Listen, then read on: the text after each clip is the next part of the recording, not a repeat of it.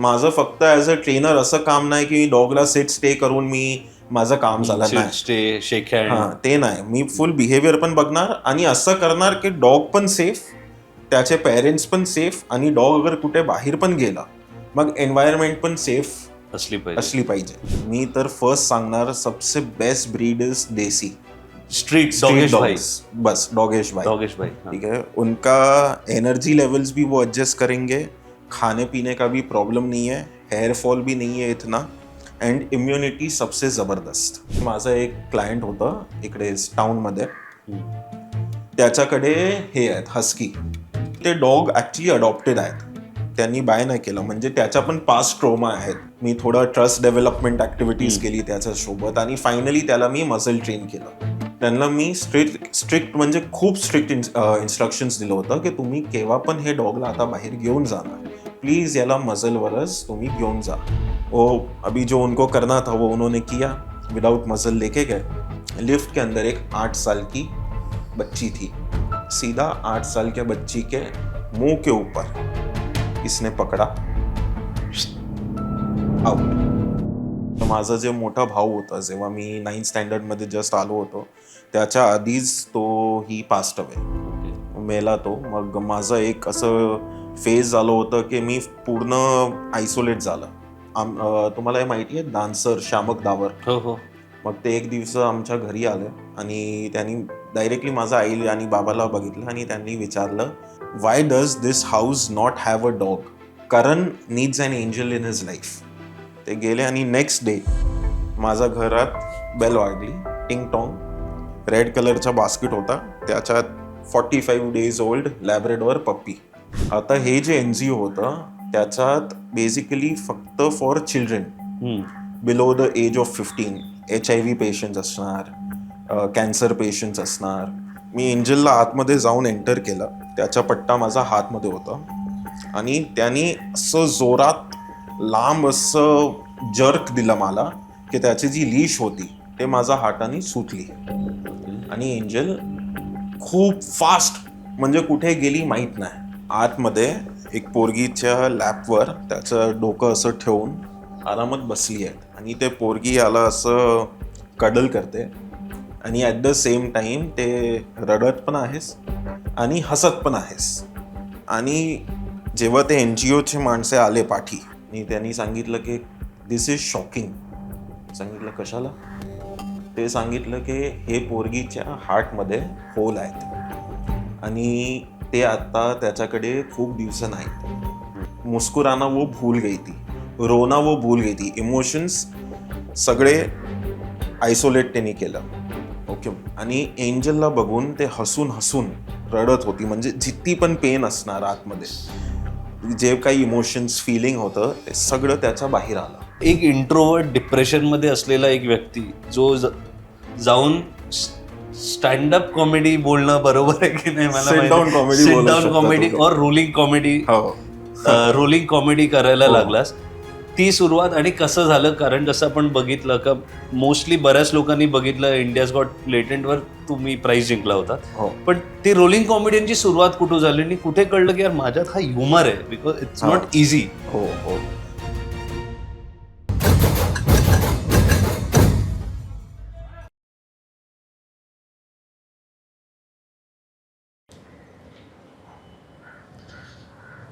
नमस्कार. संवादच्या अशा एक एपिसोडमध्ये खूप खास गेस्ट आहे. त्याला बघून आपण हसतो, आपण मोटिवेट होतो आणि तो प्रचंड व्हायरली आहे. तुम्ही त्याला अनेक सोशल मीडिया प्लॅटफॉर्म्सवर बघितलं असेल.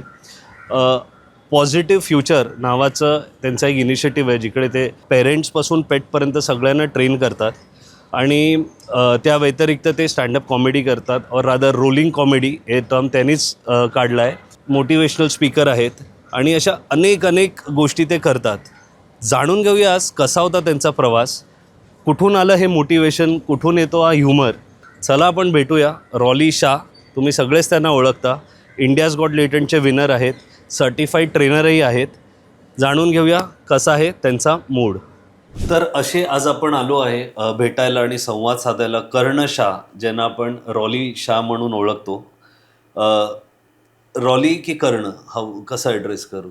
असं आधार कार्डवर नाव कर्ण आहे, पण इंस्टाग्राम आणि ते सगळ्यात जे सगळं मी कंटेंट ठेवतो, मग मेजॉरिटी लोक मला रोली रोली भाई करूनच बोलवतात. सर, रोलीबाई, मराठी मूडमध्ये तुमचं खूप खूप स्वागत आहे. धन्यवाद. सर्वात पहिला कसा आहे तुझा मूड? एकदम चांगलं. पण आता मराठीमध्ये गोष्ट करणार, त्याच्या आधीच काही भूलचूक झाली, मग मला माफ करा. माझी मराठी थोडी वीक आहेत त्याच्यासाठी. मराठी वीक असण्यापेक्षा मराठी तुम्ही कमी बोलताय हीच आज मराठी माणसाची ओळख झाली आहे ना. हो, मराठी नक्की. बोलतच नाही मराठी म्हणून. हो. पण मला वाटतं भाषा आपल्याला एकमेकांशी संवाद साधण्यासाठी असते आणि ऑफ कॅमेरा बोललोय बऱ्यापैकी चांगली आहे. सो मला नाही वाटत कोणी काही ऑब्जेक्शन घेईलच. हो. तर कारण आपण भरपूर दिवस भेटतोय, बोलतोय आणि आज खरंच भेटायचं आणि पॉडकास्ट करायचा चान्स मिळालाय. इन्स्पिरेशनल स्टोरी बोललं तर तू थोडं त्याच्यावर हे होतो की काय इन्स्पिरेशनल आहे तू. पण हा सुरुवात कशी झाली मी प्रोफेशनली विचारतोय. तर त्याच्या आधी थोडं कुठल्या कॉलेजमध्ये होतास, ती लाईफ कशी होती, स्कूल कॉलेज? कारण आम्ही ॲडल्टहूड तर your killing it, your like people are like jail की काय ॲटिट्यूड आहे. हो. कुठून आला ॲटिट्यूड? कशी होती ती स्कूल आणि कॉलेज लाईफ? अच्छा, मग मी हे स्कूलमध्ये होतं JBCN करून, JBCN पॅन अकॅडमी. ते लोअर परेल सनमिल कंपाऊंड आहेत ना, फिनिक्स मिलच्या समोर, तिकडे होतं. आणि ते स्पेशल स्कूल होती. मग तिकडे फक्त मीच होतं व्हीलचेअरवर. दुसरे पण स्टुडंट्स होते, पण त्यांना वेगवेगळे प्रॉब्लेम्स, डिस्लेक्सिया, ADHD किंवा हायपर ॲक्टिव्हिटी, ते सगळे असे स्टुडंट्स होतं तिकडे. आणि माझा मोठा भाऊ पण होता, तो पण व्हीलचेअरवर होता. तो बालमोहनमध्ये होता इकडे दादरमध्ये. आणि स्कूलमध्ये म्हणजे तुम्ही सांगू शकता की मी खूप आउटस्टँडिंग स्टुडंट होतं, पण ॲट द सेम टाइम खूप ते काय सांगता आम्ही, चुगलीगिरी, मस्ती मस्ती. मस्ती. हो, ते खूप होती माझं. आणि ती खूप चांगली गोष्ट आहे. विद्यार्थीला मस्ती नाही करणार तर कोण करणार? मी प्रॉपर बॅक बेंचर होता. बॅग. प्रॉपर. आणि मग तिकडून कॉलेज? नाही, कॉलेज मी होम स्कूलिंग केली. ओके. कारण की माझा जे मोठा भाऊ होता, जेव्हा मी 9th स्टँडर्डमध्ये जस्ट आलो होतो, त्याच्या आधीच ही पास्ट अवे, ओके. मेला तो. मग माझं एक असं फेज झालं होतं की मी पूर्ण आयसोलेट झालं. म्हणजे फ्रॉम एन एक्स्ट्रोवर्ट पूर्ण इंट्रोवर्ट झालं. मग कॉलेज 12th मी घरीच होम स्कूलिंग करून पास केली. ह्या दरम्यान आणि सांगायला की मिहीर यांच्या मोठ्या भावाचं नाव आहे. आणि जेव्हा मिहीर गेला आणि तुम्ही होम स्कूलिंग आणि झालं, मग त्यानंतर एक जे पॉझिटिव्ह फ्युचर आहे, हा जो माइंडसेट आहे, हे कसं घडलं? ओके. काय तो मुवमेंट होता की तिकडून तू बाहेर येऊन आज हे जे करिअर एवढे वर्ष आता घडवतोयस, हो. कशी झाली त्याची सुरुवात? मग याच्यात काय झालं होतं की जेव्हा माझा भाऊ मेला, माझं माइंडसेट म्हणजे तुम्ही विचारूच नका की कसं होतं ते. मला माहिती आहे की रिअल डिप्रेशन काय असतो ना, आम्ही सांगतात की डिप्रेशन ते ॲक्च्युली मध्ये काय आहे ते मला कळलं तेव्हा. आणि 12th नंतर एक असं पॉईंट आलं की मला करिअर सिलेक्ट करायचं होतं. मग आम्ही काय केलो, मला वाटलं की मी चला कोडिंग करतो किंवा ग्राफिक डिझायनिंग करणार, म्हणजे असं काही पण IT रिलेटेड जे मी घरी बसून करू शकतो. कारण की व्हीलचेअर आहे तर रेग्युलर ट्रॅव्हल हे ते कम्यूट माहीत नव्हतं कसं असणार. मग आम्ही खूप इन्स्टिट्यूट्समध्ये गेलो होतो, नॅशनल इन्स्टिट्यूट्स आणि इंटरनॅशनल इन्स्टिट्यूट्समध्ये. नाही तर 8-10 इन्स्टिट्यूट्समध्ये मी आणि माझे बाबा आम्ही दोघं गेले होते. एक पण इन्स्टिट्यूट व्हीलचेअर ॲक्सेसिबल नव्हता. मुंबई सारख्या शहरात, फायनान्शियल कॅपिटल ऑफ इंडिया. एक पण नाही. ओके. आणि हे आहे 2013ची गोष्ट, 13 किंवा 14ची गोष्ट आहे तेव्हा. नंतर त्याच टाइमला काय होतं की तुम्हाला हे माहिती आहे डान्सर शामक दावर, हो हो. तर ते आमचे खूप म्हणजे क्लोज फॅमिली फ्रेंड आहेत. मग ते एक दिवस आमच्या घरी आले आणि त्यांनी डायरेक्टली माझा आई आणि बाबाला बघितलं आणि त्यांनी विचारलं की Y does this house not have a dog. These are his words. Why does this house not have a dog? Karan needs an angel in his life. That is what he said. आणि माझ्या आईनी तर regular सगळे आई असतात ते तसंच की नाही बाई आमच्या घरी कुठलाही हे कुत्रा हे ते प्राणी नाही येणार तसं. पण नंतर श्यामक अंकलनी सांगितलं की ऐक, मी जे सांगतो ते तुमची पूर्ण लाईफ चेंज होणार तसं. आणि ते गेले आणि नेक्स्ट डे माझ्या घरात बेल वाजली, टिंग टॉंग. बास्केट होतं रेड कलरचं, अजून पण आठवण आहेत मला. रेड कलरचा बास्केट होता, त्याच्यात 45 days ओल्ड लॅब्रेडॉर पप्पी श्यामंगने श्यामल अंकलनी पाठवलं. ओके. ओके. आणि त्यांनी सांगितलं होतं की Karan needs an angel in his life. तर एंजल त्यांनी सांगितलं, मग आम्ही तेच नाव ठेवलं एंजलचा. आता टाइम आलं जेव्हा एंजल किंवा कुठलाही डॉग पप्पी असतात, मग ते खूप सुसू पॉटी हे सगळं घरी करतात आणि त्यांच्या दात आणि ते टीदिंगचा पण फेज असतो. मग ते येणार, निप करणार मस्तीमध्ये, ते सगळं होतं. तर आम्हाला हवी होती ट्रेनरची. आता ट्रेनर कुठून गुगलवर बघतो, हे बघतो, सगळे वेगवेगळे ट्रेनर्स बरोबर वार्तालाप करतो, सगळं असतं, पण कोणाच्या सोबत असा वाईब जमली नाहीत अजिबात. आणि तेव्हाच माझ्या आईला आठवण आलं की माझा जो मोठा भाऊ होता मिहीर, बालमोहनमध्ये त्याच्या स्कूलमध्ये त्यांनी एक डॉग शो पाहिलं होतं खूप वर्षा आधी पूर्वी, हे 2007 मध्ये. आणि त्या टाइमनी आईनी मला सांगितलं की एक अशी लेडी आहेत जे फक्त डिसेबल्ड जे पोरगे आहेत त्यांच्यासाठी स्पेशली ट्रेन करते डॉग्सला. आणि मला माहित नाही की काय होतं. मग मी गुगलवर सर्च मारलं आणि नाव आलं शिरीन मर्चंट. मग मी त्यांना एक मेल पाठवलं होतं, आणि मेल पण म्हणजे माझं तर ते डिप्रेशनचंच असं फेज होतं. मग मेल पण एकदम simple, hi I am Karan, I am on a wheelchair, can you train my dog. बस, पॉइंट टू पॉइंट एकदम. ये है नो हॅलो एकदम पॉइंट टू पॉइंट. तसं मी मेल पाठवलं त्यांना, आणि त्यांनी तुरंत मला वाटते एकाच दिवसात त्यांचं रिप्लाय आलं की हे माझा व्हॉट्सॲप नंबर आहे, please get in touch on WhatsApp आणि हे सगळं. मग अपॉइंटमेंट फिक्स झाली आणि शिरीन आंटी आमच्या घरी आले. ते आमच्या घरी आले, मग मी एकदम असं फुल म्हणजे डिप्रेशनमध्ये असंच बसतोय, असं बॉडी, असं फुल फेस डाउन असं, आणि हे सगळं. आणि अचानक जब वो बात करने लग गए तब तो उन्होंने डायरेक्टली बोला कि हम आपके डॉग को ट्रेन करेंगे कि वो आपका जूता ये सॉक्स निकाले, आपको ब्लँकेट ओंढा के देवे, जेव्हा ब्लँकेट ओढून देणार, तेव्हा, आणि नंतर कपडे उचलून वॉशिंग मशीनमध्ये पण ठेवणार, आणि तुला काही पण डे टू डे हेल्प, काही समजा खाली पडलं, मी फक्त सांगणार एंजल हे उचलून दे, मग ते उचलून पण मला देणार. तसं त्यांनी सांगितलं. मग माझं बॉडी असं जे होतं ते ऑटोमॅटिक असं झालं की भाई हे खूप इंटरेस्टिंग हे आहेत. मग मी पण डायरेक्टली त्यांना सांगितलं, ठीक आहे चालेल, तुम्ही करा ट्रेनिंग स्टार्ट, तुम्ही तुमच्या फीस सांगा आणि सांगा कधीपासून ट्रेनिंग करतात आम्ही. मग त्यांनी सांगितलं, मी नाही करणार ट्रेन, तुला असिस्टंट डॉग हवंय, तू करणार आहे त्याला ट्रेन. मी सांगितलं, शिरीन आंटी मला काही माहीत नाही याच्यात, म्हणजे माझं कुत्र्यापेक्षा नॉलेज फुल झिरो आहे, काही म्हणजे काहीच नाही माहीत. मग त्यांनी सांगितलं की एक काम कर, तू टेन्शन नको घे, माझा आता कोर्स चालू होत आहे, तू डायरेक्टली ये. आणि त्यांनी लिटरली मला सगळे कोर्सेस गिफ्ट केले आहेत शिरीन आंटीनी. मग मी ते कोर्समध्ये गेलो, आणि ऑफकोर्स शिरीन आंटी गाईड करत होतं आणि मी एंजलला ट्रेनिंग देत होता. पण ते अजून माझा करिअरचा स्टार्टिंग पॉइंट नव्हता. मी अजून पण ग्राफिक डिझायनिंग हे ते अजून ऑप्शन्स बघतच होतं की काय करणार.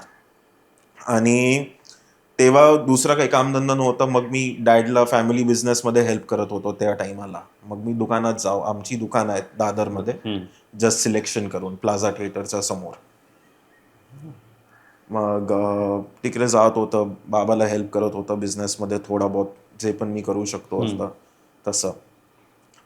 नंतर एक टाइम कसं आलं, जैसा कि मेरे भाई ने उसके स्कूल में देखा था ये डेमो ऐसा सेम, हाँ डॉग शो सेम डेमो आता एंजल आणि मी देत होता वेगवेगळे स्कूलमध्ये, NGOs मध्ये आणि तसं. बट तू ते कोर्सेस बघून शिकून तू एंजलला तेवढं ट्रेन करू शकलास की ती ते सगळं करू शकले. हो. मग हे करताना तुम्ही असा शो करायचा, ती पहिली अपॉर्च्युनिटी कुठे आली की जिकडे ते शिरीन अच्छा शिरीन आंटीनीच आणली होती. आणि त्याच्यात पण शिरीन आंटीनी काय केलं, आम्ही एक स्कूलमध्ये गेलो होतो, मी नाव आठवण नाही मला वाटतं गोएंका स्कूल के काहीतरी असं नाव होतं ते स्कूलचं, जुहूमध्ये. आणि मी अजून इंट्रोवर्टच होतं. ओके. आणि त्याच्यात काय झालं की शिरीन आंटी बोलत होते आणि नंतर त्यांनी सांगितलं आता करण डेमो करून दाखवणार. मग मी डेमो करून दाखवलं. एंजलला माहिती आहेत आता कॅमेरा आला, मग त्याला माहिती आहे आता हे काढायचं आहे मोजे, आता हे करायचं आहे, आता ते करायचं आहे. ते वेल ट्रेड ऍक्टर पण झाले ऍक्टर पण झाली आहेत. ओके. मग त्याला पूर्ण माहिती आहे, जसं कॅमेरा आला ना फाट फाट फाट फाट झालं माझं काम, मला माझा ट्रीट द्या. करेक्ट. तसं आहे त्याचं. मग ते सगळं त्यांनी केलं आणि शिरीन आंटीनी डायरेक्टली बोललं नाव Karan will say a few words, आणि मला माईक दिला आणि शिरीन आंटी गेले साईडमध्ये ते गेले आणि मी असं काही पण जे होतं ते बोललं. आणि त्याच्यानंतर आला मेन टाइम, जेव्हा मी डिसाईड केलं की हे माझं करिअर आहे. ते होतं एक NGO मध्ये. आता हे जे NGO होतं त्याच्यात बेसिकली फक्त for children below the age of 15, HIV patients असणार, कॅन्सर पेशंट्स असणार, प्री डायबेटिक और diabetic kids, and all of them are orphans. Okay. ज्यांच्याकडे काही फंडिंग नाहीत ट्रीटमेंटसाठी. मग आम्ही हे NGO मध्ये गेलो होतं आणि तिकडे एंजलनी काय केलं, ते जे NGO आहेत ना ते बँड्रामध्ये आहेत आणि त्याचं मल्टिपल एक्झिट्स आहेत जे डायरेक्टली मेन रोडवर जातं आणि खूप मोठं असं NGO आहे ते. मी एंजलला आतमध्ये जाऊन एंटर केलं, त्याचा पट्टा माझा हातमध्ये होता आणि त्यांनी असं जोरात लांब असं जर्क दिलं मला की त्याची जी लीश होती ते माझ्या हाताने सुटली. आणि एंजल खूप फास्ट, म्हणजे कुठे गेली माहीत नाही. ओके. आणि माझं जे हार्ट आहे ते पूर्ण धक धक धक, कारण की मला माहिती आहे ते काय मल्टिपल एक्झिट्स आहेत, कुठे मेन रोडवर गेली किंवा गाडी आलं की काही. आणि फुल पॅनिकमध्ये होतो मी. आणि मी, माझं हेल्पर, NGOचे जे स्टाफ होते, आम्ही बघतोय की ते कुठे आहेत करून. आतमध्ये जाऊन एंजल एक रूम मध्ये बसली आहेत एक पोरगीच्या सोबत. थँक्यू.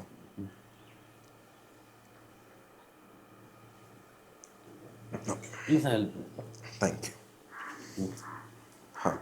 ते आतमध्ये एक पोरगीच्या लॅपवर त्याचं डोकं असं ठेवून आरामात बसली आहेत आणि ते पोरगी याला असं कडल करते आणि ॲट द सेम टाइम ते रडत पण आहेस आणि हसत पण आहेस. ती मुलगी, ते पोरगी ओके. जे होती ते मुलगी जे होती ते. आणि जेव्हा ते NGOचे माणसे आले पाठी, पहिला मी एंटर केलं रूममध्ये. 2 सेकंडच्या नंतर ते NGOचे हे आले. नंतर त्यांनी मला बाहेर बोलवलं आणि त्यांनी सांगितलं की दिस इज शॉकिंग. सांगितलं कशाला? ते सांगितलं की हे पोरगीच्या हार्टमध्ये होल आहेत आणि ते आता त्याच्याकडे खूप दिवस नाहीत. And that is something that girl knows की त्याच्या हे अजून त्याच्याकडे लाईफ इज शॉर्ट, खूप आता लांब लाईफ नाहीत. आणि ते तेव्हा म्हणजे हसना वो भूल गई थी, मुस्कुराना वो भूल गई थी, रोना वो भूल गई थी. इमोशन्स सगळे आयसोलेट त्यांनी केलं. ओके. आणि एंजलला बघून ते हसून हसून रडत होती, म्हणजे जितकी पण पेन असणार आतमध्ये, जे काही इमोशन्स फिलिंग होतं ते सगळं त्याच्या बाहेर आलं.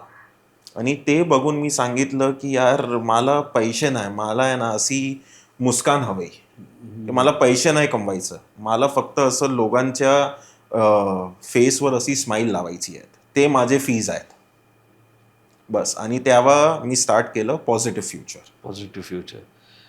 पॉझिटिव्ह फ्युचर ह्याच्यामध्ये करण रॉली कॅनाईन आणि फेलिन या दोघांना ट्रेन करतात.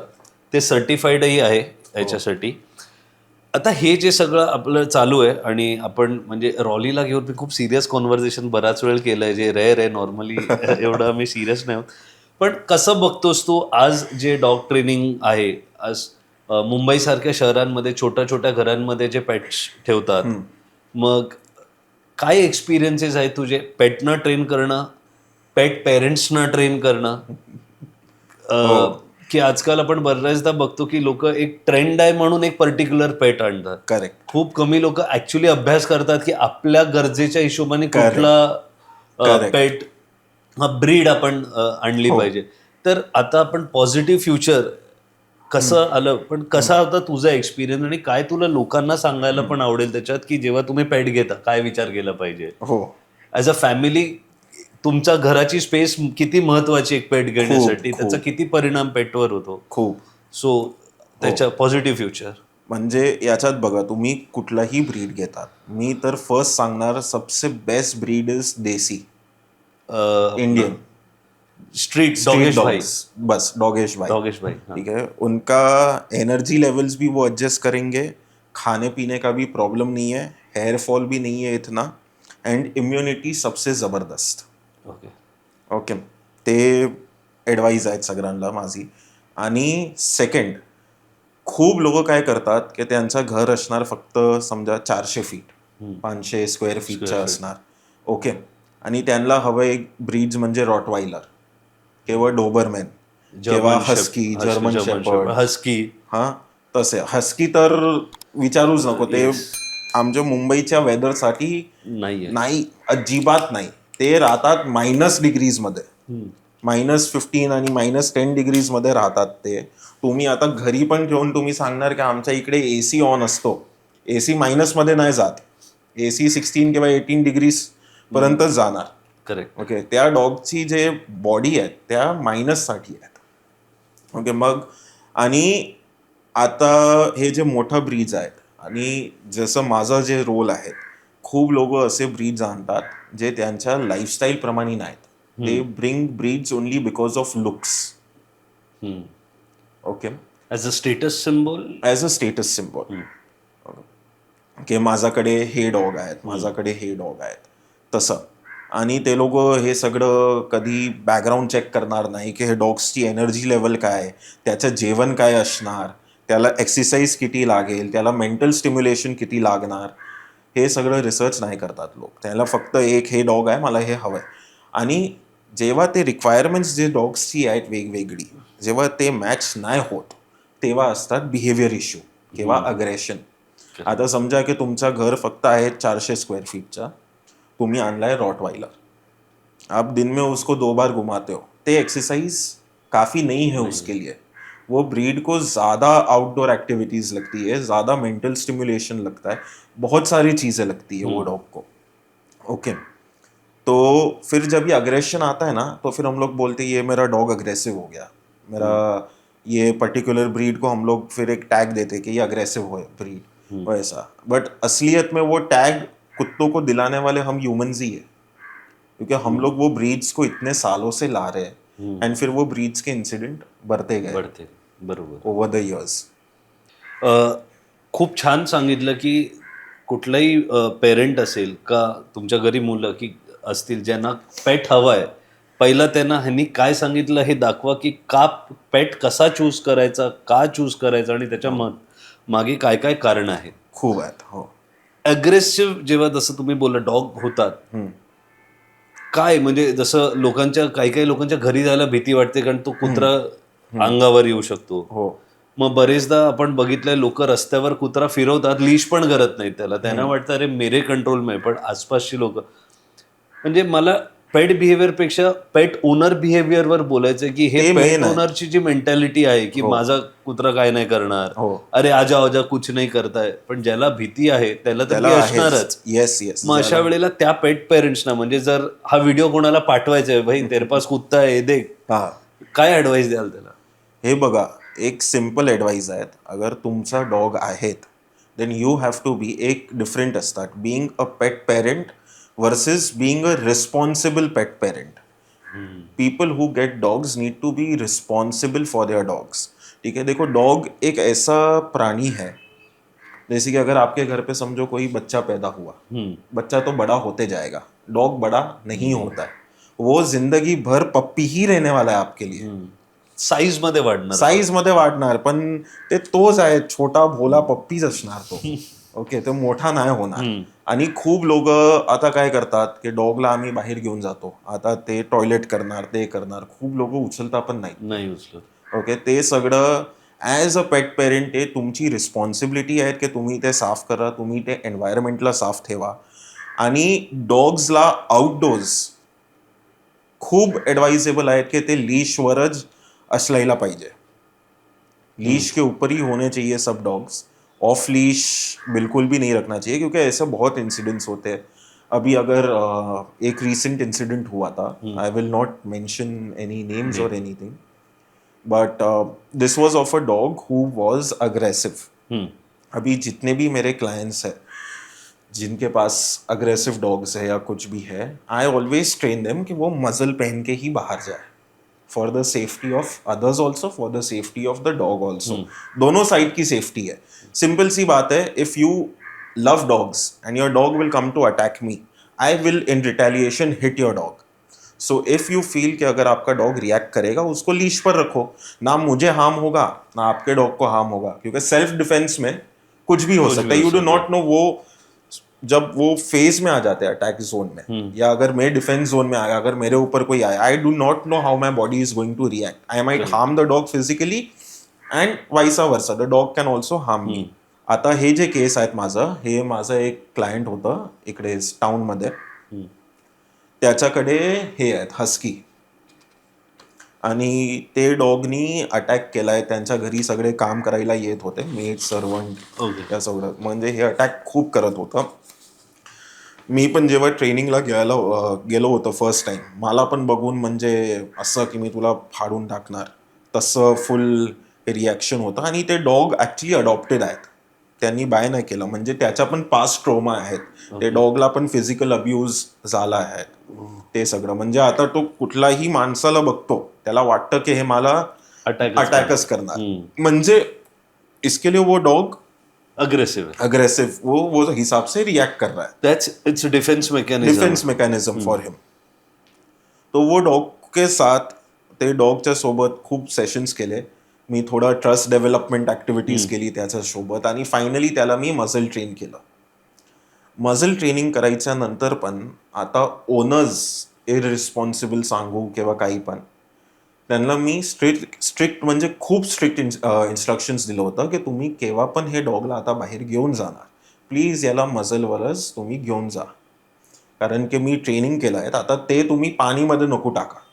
ओके, माझं फक्त ॲज अ ट्रेनर असं काम नाही की डॉगला सिट स्टे करून मी माझं काम झालं नाही. हां, ते नाही. मी फुल बिहेवियर पण बघणार आणि असं करणार की डॉग पण सेफ, त्याचे पेरेंट्स पण सेफ, आणि डॉग अगर कुठे बाहेर पण गेला मग एन्व्हायरमेंट पण सेफ असली पाहिजे. ते माझं काम आहे, माझी रिस्पॉन्सिबिलिटी ॲज अ ट्रेनर की मी डॉगला तसं मोल्ड करून देऊ तुम्हाला. त्यांनी मजल गाठले 2-3 वेळ, असं बाहेर घेऊन गेले. आता तो डॉग काही रिॲक्ट नाही करत होतंच मजलवर, ते शांत झालं. मग ओनर्सला वाटलं की आता तर हे शांत झालं आहे, आता तर हे काय नाही करत. आणि त्यांनी मला विचारलं पण व्हॉट्सअपवर की can I remove the muzzle and take him out. मी कॅप्स लॉकमध्ये, please do not, caps lock मध्ये मी त्यांना परत रिप्लाय केलं. वो अभी जो उनको करना था वो उन्होंने किया, विदाउट मजल लेके गए. जाते वक्त कुछ नहीं, वाइल दे वर रिटर्निंग बैक वो लोग लिफ्ट के अंदर घुसे. लिफ्ट के अंदर एक 8 साल की बच्ची थी और एक 3 साल का बच्चा था उसके मॉम के हाथ में. एंड बच्ची आ रही थी, सीधा 8 साल के बच्ची के मुंह के ऊपर इसने पकड़ा, out, skin was out. 8-year-old child, मुलगी होती तो 8 वर्षाची. आता ठीक आहे, त्यांनी प्लास्टिक सर्जरी हे ते जे पण काही असणार त्यांनी केलं असणार, पण तुम्ही हे विचारा, ते एक इररिस्पॉन्सिबल बिहेवियर जे ओनर्सचं झालं, ते आता लाईफ टाईम ट्रोमा, फक्त ते पोरगीसाठी नाही, त्याचा भाऊ, त्याची आई, त्याचे बाबा, फॅमिली पूर्ण, त्यांचे पूर्ण मित्र, पूर्ण बिल्डिंग, नेबरहुड, पूर्ण बिल्डिंग ट्रॉमटाईज झाला आहे because of one irresponsible move. अशा वेळेला जेव्हा असं काही इन्सिडेंट होतं, बाकी लोकांनी, बिल्डिंगवाल्यांनी कसं रिॲक्ट करायला पाहिजे, आणि काय शासकीय का देर इज एनी प्रोसिजर की बाबा आता हा is not a friendly dog in the neighbourhood, so बिल्डिंगचे रूल्स होते तरी पण बिल्डिंगचे रूल्स होते ते तिकडे की तुमचा डॉग फ्रेंडली पण असणार किंवा अग्रेसिव्ह पण असणार, तुम्ही त्याला मजलवरच बाहेर घेऊन येणार. ते बिल्डिंगचा रूल आहेत. ते बिल्डिंग प्रिव्हेंटिव्ह मेजर्स ऑलरेडी त्यांचे हे जे आम्ही कहतात ना पॅम्पलेट, त्याच्यात लिहिलं होतं पेट पेरेंट्ससाठी. तरी पण ह्या लोकांनी ते नाही केलं. नंतर ऑफकोर्स पोलीस ॲक्शन झालं, कंप्लेन झालं, खूप खूप खूप हे गोष्टी झाली होती तेव्हा. आणि आता त्या लोक शिफ्ट केले मुंबई सोडून, आता ते पुण्याला आहेत. म्हणजे एक एक छोटंसं मिस्टेक आणि खतम खतम. खतम. असं तुम्ही आता इतक्या पेरेंट्सना पेट पेरेंट्सना ट्रेन करता, कुठल्या गेल्या गेल्या पेटला बघून वाटतं की अरे बापरे, या पेटला पण थेरपी हवी आणि पेट पेरेंटला पण थेरपी हवी? ॲक्च्युली मोस्टली पेट पेरेंट्सला हवं होते, डॉगला नाहीत. हे बघा मी तुम्हाला सांगतो, मेजॉरिटी लोक जे डॉग्स ठेवतात ओके, त्याचे 2 रिझन्स आहेत. या तो वो अफोर्ड कर सकते, त्यांच्याकडे पैसे आहेत, किंवा असे लोक असणार ज्याच्या लाईफमध्ये काही मिसिंग आहेत, सम इमोशनली काहीतरी मिसिंग आहेत, जे ते फुलफिल करायला एक पेट आणतो.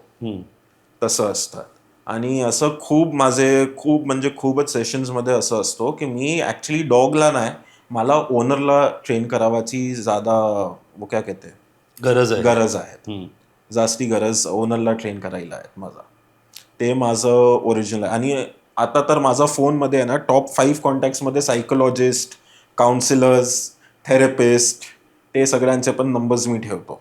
की कुठलाही क्लायंट अगर माझ्यासोबत काही पण हे डिप्रेशन किंवा एन्झायटी हे ते काही असतो, हे नंबर आहेत, मी आता ओळखतो, प्लीज घ्या.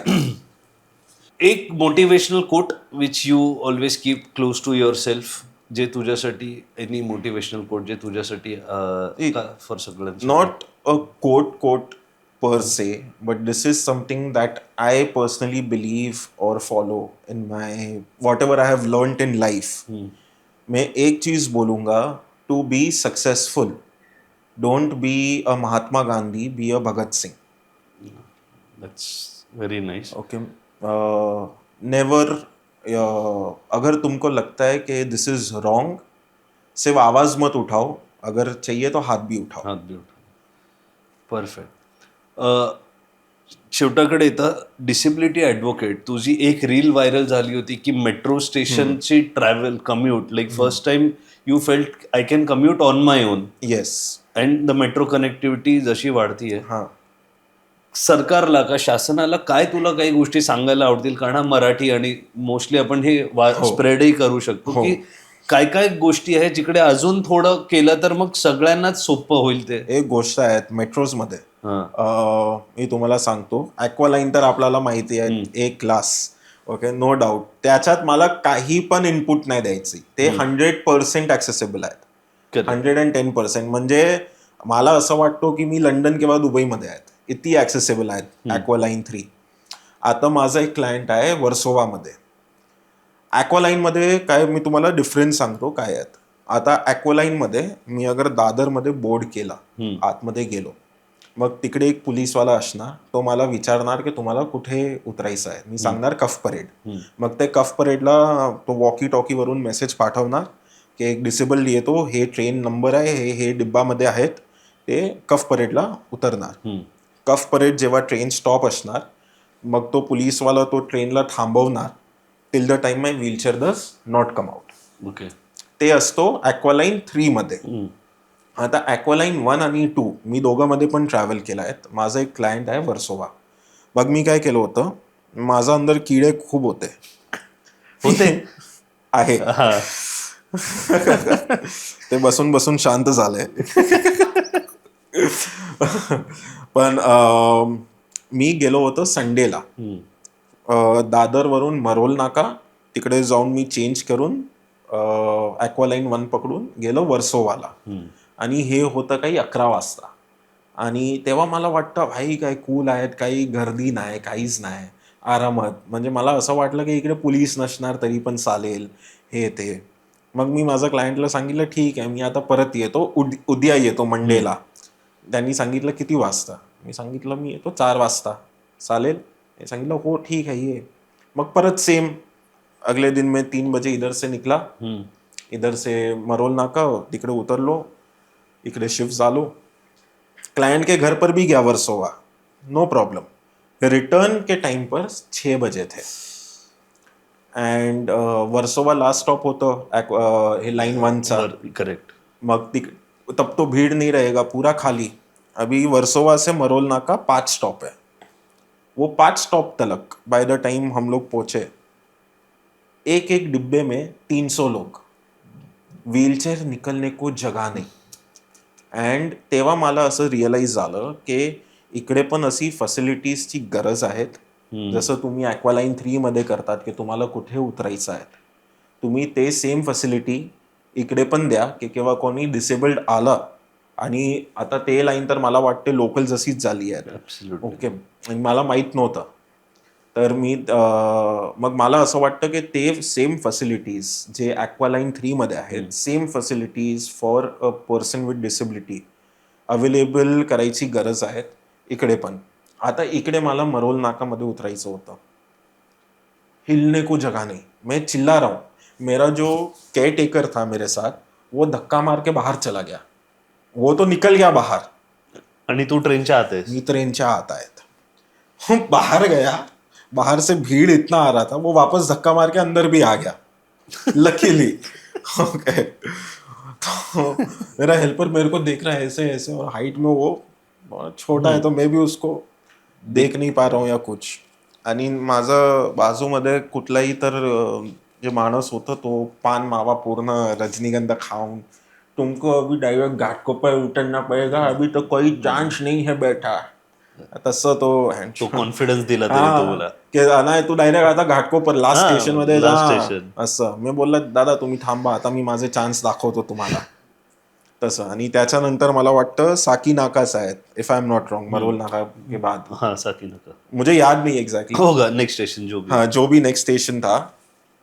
तो मैं बोला अभी ये स्टेशन पर तो मैं उतर के ही रहूंगा, फिर वापस नीचे से उतर के दूसरी ट्रेन में बैठ के रिटर्न. वापस मरोल नाका जाके रिटर्न ये करूंगा. वो बोलता आप नहीं कर पाओगे, ये नहीं वो नाही. तेव्हा आता हे जे मी लाईन सांगितलं होतं ना की तुम्ही भगतसिंग राहा, महात्मा गांधी नाही, ते मी चूप होतो मरोल नाकाच्या स्टेशनवर. मग मी आतमध्येच होतो, पब्लिक बघते आहेत की मी चिल्लवतो एक्सक्यूज मी प्लीज, पण हे प्लीज, हे सगळं कधी काम नाही करता. खरं. आता जेव्हा नेक्स्ट स्टेशन आलं, माझा व्हीलचेअरमध्ये हॉर्न आहेत, हे बघा, हे हॉर्न जोरात वाजवलं, व्हीलचेअर फुल गिअरमध्ये चढवली लोकांच्या पायावर. अगर त्यांना माझी काही फिकर नाही, ते कोण माझा सगळं आहे की मी त्यांचा फिकर करू. बरोबर आहे. नाही तर 50 किंवा 40 लोकांच्या पायावर थार थार थार थार थार करून बाहेर गेलो. तसं गरज होती. काय नाही करू शकतो मी. म्हणजे like you said, either you can feel like that और you can fight for it. बस. आणि नसीब माझा हेल्पर अजून आतमध्येच, मी बाहेर आलो तो नेक्स्ट स्टेशनवर. मग मी त्याला सांगितलं की तू थांब, खाल जा, परत दुसरा ट्रेन घे, हे स्टेशनवर ये, नंतर आम्ही जाऊया एकत्र. हे तर मेट्रोचं झालं, पण मेट्रो शिवाय तुम्हाला कुठे पण जायला आहे का एबल की नाही? म्हणजे you can take a bus, you can take a local train? नाही, फक्त मेट्रो आहे. फक्त मेट्रो आहे. महाराष्ट्र म्हणून आपल्याला खूप काम करायचं आहे, म्हणजे प्रत्येकाला सगळीकडे नीट फिरता येईल अशी सवलत होईल. आता एक तुम्हाला सांगतो, US मध्ये किंवा लंडनमध्ये, मला आठवण नाही एक्झॅक्ट, लॉस एंजलोस किंवा लंडन, काही एक फॉरेनमध्ये उबर, ओला, हे सगळे सर्व्हिसेस आहेत. आता तिकडे माहिती आहे, उबरमध्ये तुम्हाला ऑप्शन भेटतात की you can book a wheelchair accessible car, Uber. तसं हे सगळी गोष्ट इंडियामध्ये अजिबात नाही. आणि अगर तुम्ही गुगल करणार ना, गुगलवर तुम्हाला भेटणार की Uber was suppose to start wheelchair accessible services for their vehicles, पण अजून नाही झालं, अजिबात नाही. खूप असे गोष्ट आहे जे फक्त पेपरवर आहेत पण इम्प्लिमेंट नहीं झाला. पण नो डाउट जो पहले था उससे तो बेटर है, बहुत बेटर है, उससे बेटर है. एटलीस्ट अभी जो नया चीज बन रही है that they are trying to make it fully inclusive, not only for wheelchair users, even for blind, for deaf, everyone. Okay, नए चीज़ों में डेफिनेटली इम्प्रूवमेंट है, लेकिन जो ओल्ड सिस्टम है उसके अंदर भी बहुत चेंजेस की ज़रूरत है. अभी जैसे कि मेरे को एक बार जाना था पवई, अरे तो मी वहाँ उतरा. माझा क्लायंटनी सांगितलं की माझं घर फक्त तिकडून काही 500 मीटर आहेत. तसं या तो उसने बोला या तो मैंने सुना होगा, जो भी गलती हुआ होगा. उधर उतरने के बाद मालूम पड़ा उसका 15 किलोमीटर है घर दूर. पवई में? हाँ, मेट्रो से. पवई मध्ये मेट्रो आली? Aarey sorry, Aarey colony sorry. Say Powai. Okay, so you thought Powai जवळ आहे आरे कॉलनीवरून. तसं. आणि मी फक्त मी त्याला विचारलं पण की काय हे ते, त्यांनी मला असं ऐकायला आलं की 500 मीटर. आणि तिकडे जाऊन खाली उतरलो 15 किलोमीटर. आणि आता मी जाऊ, मग कसं जाऊ. मी सांगितलं चल आता एक ट्रेन ट्राय करतो किंवा काही ट्राय करतो. ट्रेन काय, बस. मी त्याला विचारलं की तुमच्या इकडे बस कुठली येते. त्यांनी सांगितलं हो बस येते, माझा घरच्या जवळच आहे, हे बस स्टॉप आहे, तुम्ही हे बसचा नंबर पकडा, तुम्ही इकडे या. सांगितलं ठीक आहे. ते बस आली, मी आतमध्येच नाही जाऊ शकतो. कसं जाणार बसमध्ये? व्हीलचेअर तर हे आहेच नाही. आणि असे खूप बसेस आहेत फॉरेनमध्ये ज्याच्यात आहे ना ते लिफ्ट आहेत, हायड्रॉलिक लिफ्ट त्यांनी ठेवली आहेत. मग ते सगळे टेक्नॉलॉजीज इंडियामध्ये कशाला नाहीत ते मला नाही माहीत. आणि आपण बोलतो डेव्हलप कंट्री आहे आपल्याकडे.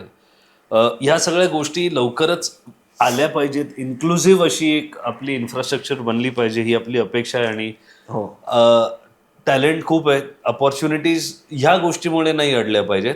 जर तुला BMCनी चीफ ॲक्सेसिबिलिटी ऑफिसर म्हणून अपॉइंट का, तुला सांग की अभि now you have to, what are the few changes की तू मॅन्डेटरी करणार so which is inclusive and accessible for all? बघा, आधी फर्स्ट मी हे करणार, जिथे पण माझा अंडर स्टाफ आहेत त्या सगळ्यांना मी सांगणार व्हीलचेअरवर बसा आणि रोड्स आणि फुटपाथवर जावा.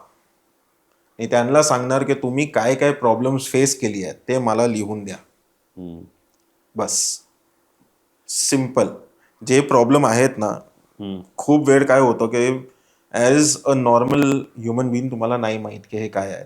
पण अगर मी चीफ असला, मग फर्स्ट मी हे करणार की फुटपाथ्स ॲक्सेसेबल झाली पाहिजे 100%. कारण की बघा, मेजॉरिटी व्हीलचेअर युजर्स ना आजच्या तारीखपर्यंत ते लोक रोजच यूज करतात, विच इज व्हेरी रिस्की. खूप गाडी येतात, खूप हे येतात, आणि आमच्याकडे दुसरा चॉईस नाहीत.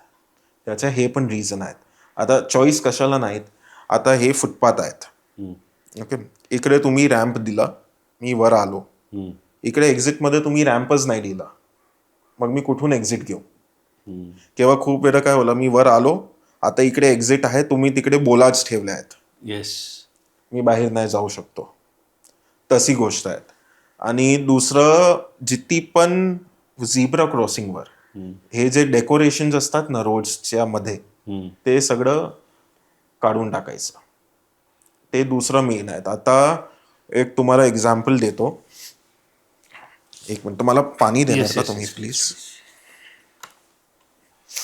सॉरी. अरे नो प्रॉब्लेम.